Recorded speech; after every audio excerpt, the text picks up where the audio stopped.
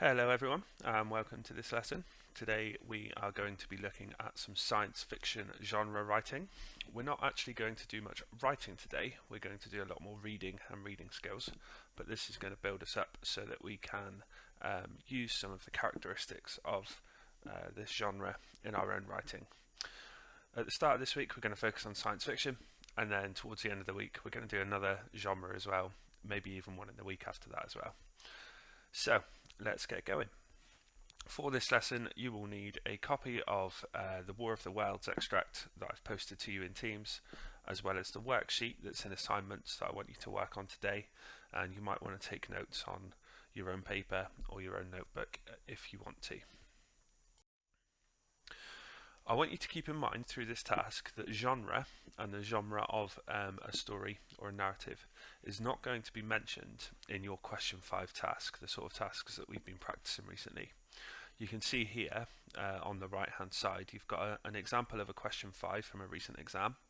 You can just about make out, because the writing's quite small, that it says your choice of two tasks are either write a description of an old person as suggested by this picture, or down the bottom write a story about a time where things turned out unexpectedly.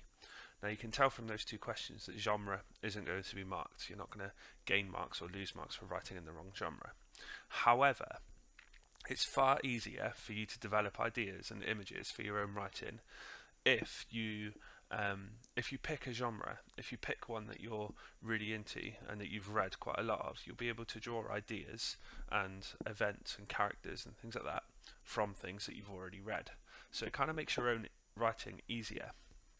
You can see this in action actually with your last writing task, which was a dystopian style write a narrative about someone being watched. Those of you that have read texts like The Hunger Games or like The Maze Runner or any of those other dystopian texts, you seem to have a better grasp of the story. So it's always better to keep reading, to read around different genres, to pick up on some of the characteristics that those genres use, and that way you can easily use them in your own work. So what is sci-fi? Sci-fi or science fiction is a genre of text that includes lots of different characteristics that involve out of this world ideas, things about space exploration, things about the future, all sorts of things like that. You'll notice on this page that we've got a couple of texts that we've already read a bit of. You've got 1984 by George Orwell up in the left hand corner there, and you've got Fahrenheit 451 by Ray Bradbury, which we've read an extract of as well. Now these two texts are dystopian sci-fi. They deal with the world as it would be in the future if things went wrong. But not all science fiction is about that. Another really good example of a text where things go wrong in the future is Neuromancer by William Gibson. And those of you that have watched the Matrix trilogy of films, you might be interested in reading that one, because that text basically started what's known as the cyberpunk genre. It's all about people existing in a digital world, having technical augmentations to their bodies and things like that. That's what sci-fi is all about. It's about taking us into the future, or taking us into a world that deals with advancements in science. In the bottom row here we have a few different examples. The Hitchhiker's Guide to the Galaxy is a really funny text. It's about a man who is picked up from Earth by a group of aliens. One of them is like the president of the universe, and he goes on all sorts of adventures. It's a really funny, really light-hearted science fiction.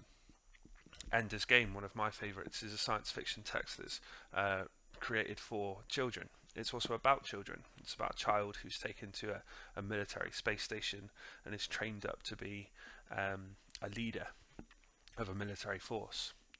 You might have also seen in the cinemas recently The Martian, which had Matt Damon in it. It was about a man who went to Mars. All of these texts have things in common. They all deal with things in the future. They all deal with some sort of mysterious force, whether that's a scientific force or an alien force or a governmental force, anything like that. Those are the sort of characteristics that make up science fiction. If you want to, pause the video now and take a note of whichever one of these texts takes your eye, whether it's one of the ones that I've talked about or one of the other ones that's on this screen. and go and find a copy of it and read it. Frank Herbert's Dune is another classic that you might want to take a look at. There's some other texts on Google as well, if you just Google popular science fiction, that you might really enjoy. So, at this point, you're going to do some reading for me. You've got an extract, it's in Teams today, from The War of the Worlds. This is a novel that was written in 1897, so it's over 120 years old now. It's widely considered to be one of the first science fiction novels. Not the first. There's a little bit of debate around what the first one was, but one of the first. And this science fiction novel kind of establishes several of the key features of the genre that are used again and again and again in future texts and in science fiction that we read today. So I want you to pause this video, I want you to read the extract from the start of War of the Worlds, and as you read it, I want you to either take a note of or highlight, if you've got a paper copy of it, 5 things in the text that you think show some of these characteristics of the science fiction genre. So take a note of those. I'll give you some time to pause the video, and then we'll come back and we'll take a look at some of the science fiction parts of this text.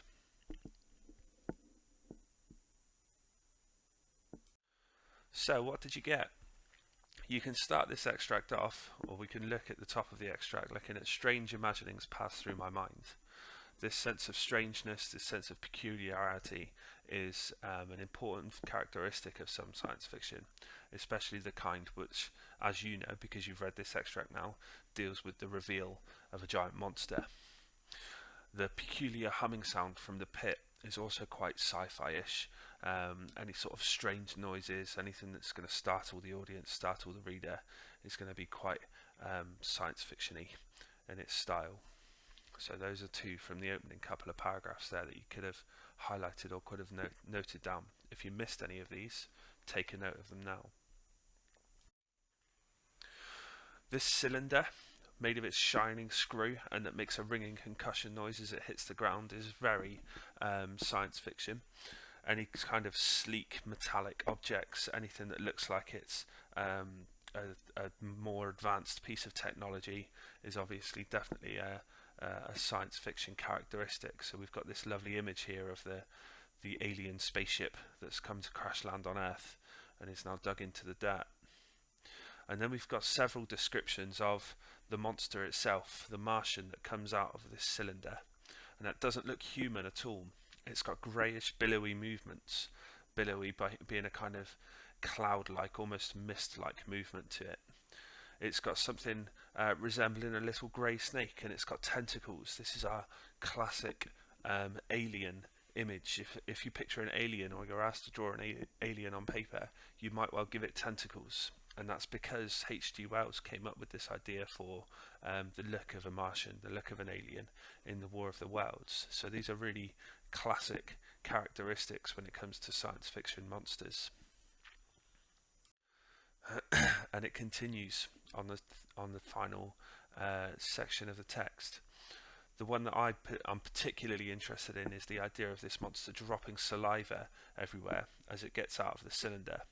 Those of you that know Alien or Aliens, the film series, will know that there are monsters in that drip saliva everywhere, causing disgust in the audience, disgust in the reader. So that's probably something that the makers of Alien copied from the War of the Worlds. We've got a V-shaped mouth and the Gorgon groups of tentacles again, nice science fiction features. And the idea of it vanishing at the end is obviously very important to any sort of story, because the monster can't stay around forever. It has to disappear, it has to go away, so it can build up that sense of threat again for the reader or for the audience later on in the story.